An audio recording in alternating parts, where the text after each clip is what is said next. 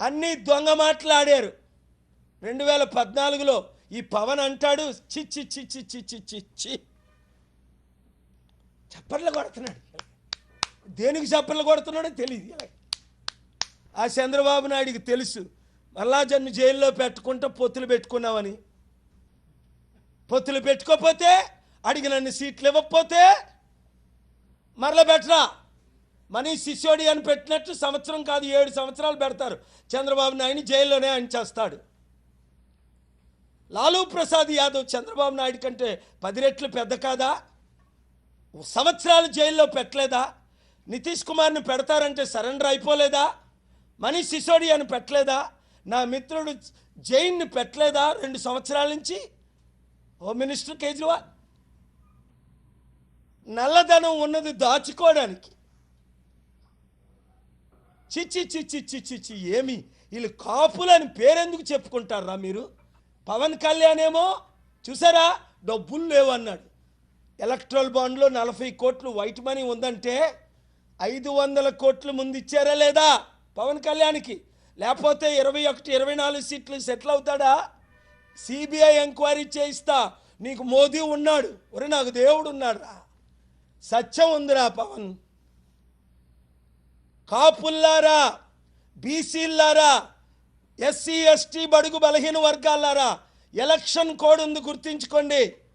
కులాలకు అతీతంగా ఓటేయండి. నేను తప్ప మిమ్మల్ని ఎవరైనా కాపాడుతారా? 175లో కనీసం 100 ఎమ్మెల్యేలైనా గెలిపించరా? పోతే గెలిపిస్తే మీకు లాభం, గెలిపించకపోతే 5 లక్షల కోట్లు చంద్రబాబు నాయుడు అప్పు చేశాడు. స్టీల్ ప్లాంట్ని చంద్రబాబు నాయుడు అమ్మేశాడు. ఎవడైనా మాట్లాడగలరా? అదానికి అమ్ముడు పోలేదా?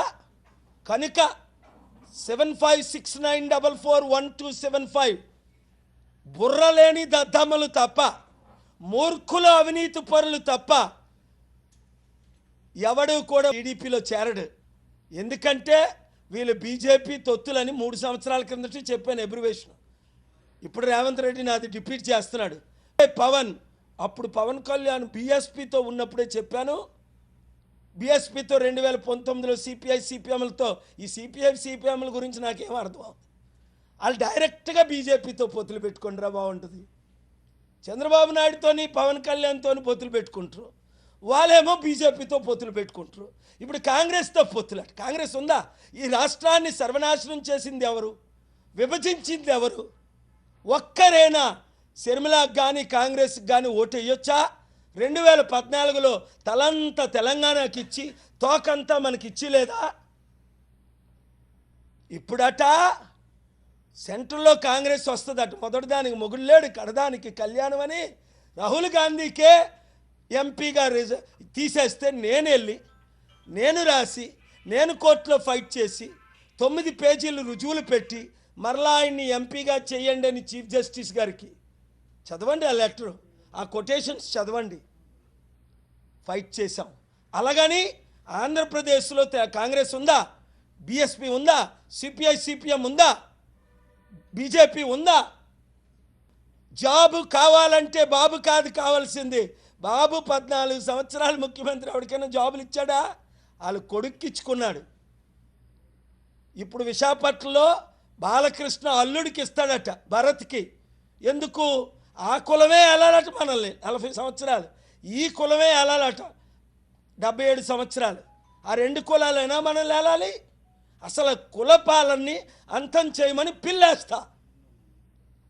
ఒక కుటుంబంలో ఒకరికంటే ఎక్కువ ఎమ్మెల్యే ఎంపీ ఉండకూడదని చంద్రబాబు, హరికృష్ణ, బాలకృష్ణ, ఈ కృష్ణ, పురంధేశ్వరి, ఇంకా పేర్లే తెలియదు. ఇప్పుడు మనవడు పుట్టాడట భరతో విశాఖపట్నం ఎంపీ అట. ఏం చేస్తావు? ఉన్నదంతా ఇవేనా ఉంటావు అమ్మిడానిక?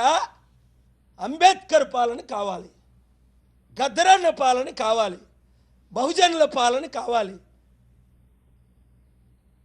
చెప్పాను కదా 100 సార్లు అని చెప్పుంటాను.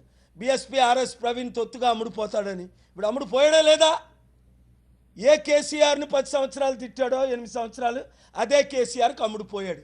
చూసుకోండి మీరు.